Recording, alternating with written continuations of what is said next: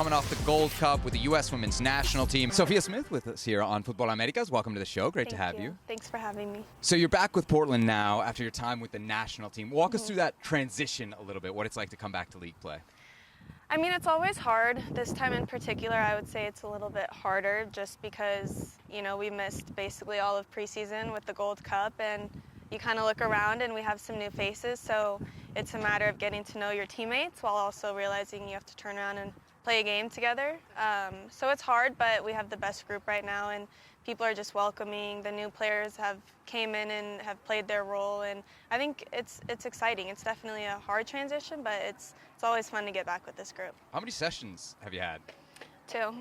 Is that enough? And then a few weeks before Gold Cup, but we didn't have our full team together yet, so 2 trainings with this team. How does that impact you kind of launching your season, missing out on that preseason? It's definitely not ideal, but I think for the players who got to play in the Gold Cup, we do have games under our belt now, which I think can only help us going into season. And yeah, it's not like we're coming off of doing nothing. We were doing a lot while we were away, and I think we can kind of contribute to the game in that way. But yeah, like I said, I'm excited. I think we have a great group, and it won't hold us back any that we've had limited time together. I want to talk about the season, but I want to start specifically with tomorrow's game. You haven't been to the stadium yet, but I know you've heard a lot about it. You've seen the renderings online. What are your expectations? I'm excited. It's been a lot of talk about it, so I'm excited to see what it's all about. I think just the concept of it being, you know, a women's stadium and a women's stadium only is huge, and it's just setting the standard for this league and for women's soccer globally, women's sports globally, and I think what they're doing here in Kansas is amazing, and it's a testament to how much people are willing to invest in this game, and this is just a product of that, and I think it's going to be a great environment. I'm excited. What do you think the long-term impact of having a facility like this will be on the women's game? I'm hoping every team gets this. I think it's what every team deserves. It's what every club, you know, should be looking towards doing for their team. I think this is just the start of a lot of growth in this league. This league has been growing since I've gotten here, and I think it's only going to continue to grow, and something as big as this is just a huge stepping point for us, and yeah, it's just really cool to see. There's going to be a lot of talk about the atmosphere, the intensity tomorrow.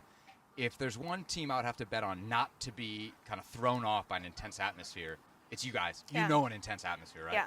Oh, yeah. I mean, we play every game at home in the best atmosphere, I think, in the world, and fans show up consistently, a full stadium. They're loud. Obviously, it's more fun to be the home team, but we're not, you know, this isn't anything new, and I think any environment is a cool environment, especially when people show up, regardless of who they're showing up to see, who they're rooting for. It's just cool to play in a full stadium. Lots of interesting storylines ahead of tomorrow. You're obviously taking on Kansas City. They're coached by Vlatko Ananovsky, who you played for with the U.S.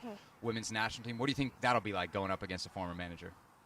I don't think anything of it. I think, obviously, I spent a lot of years with Vlatko being coached by him, and I think he's a really great guy.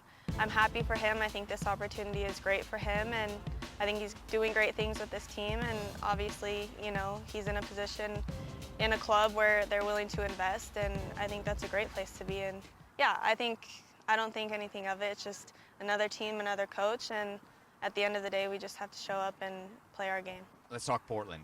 How's the team looking? I know it's only been a few sessions, but from what you've seen so far, some new faces, what are you thinking? I'm excited. I'm really excited. I think we've brought in some really, really amazing players, not only players, but people, and you see it kind of coming together in practice. I think this is a special group. I know we say that every year, but you can really feel it with this group, and I'm excited for what's to come, for sure. Jessie Fleming, one of the new additions. What does she bring to the team?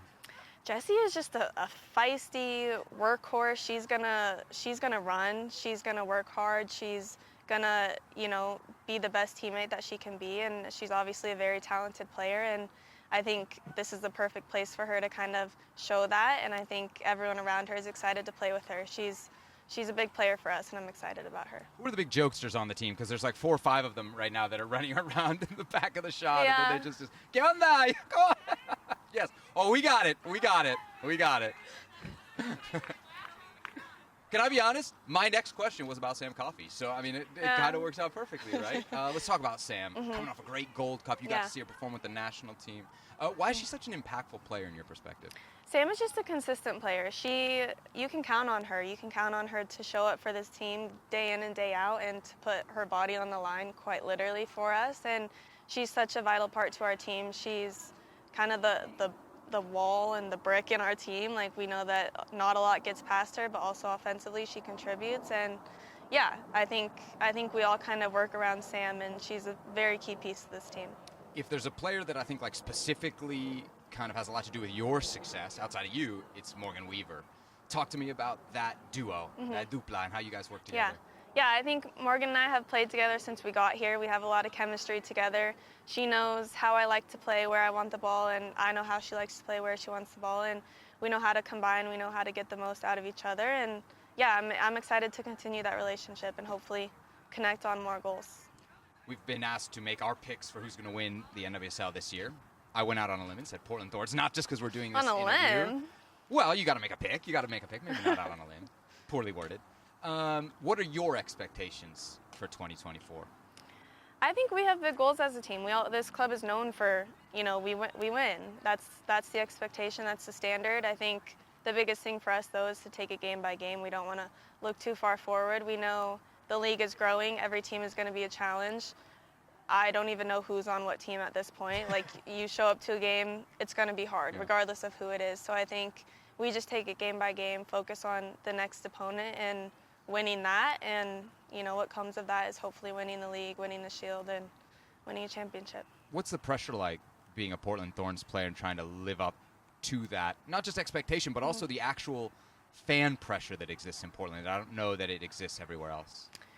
Pressure is a privilege. I wouldn't want to play in a place where there isn't pressure. I think it brings the most out of all of us, and there is a standard and there is a history there, and something that we all respect and honor, and we don't want to let anyone down in terms of that. I think for us it's maintaining that history, but also pushing the standard and pushing the limit and achieving things that no club has achieved. So I think there's a balance of we love the pressure, but we also understand that we're trying to do things that have never been done.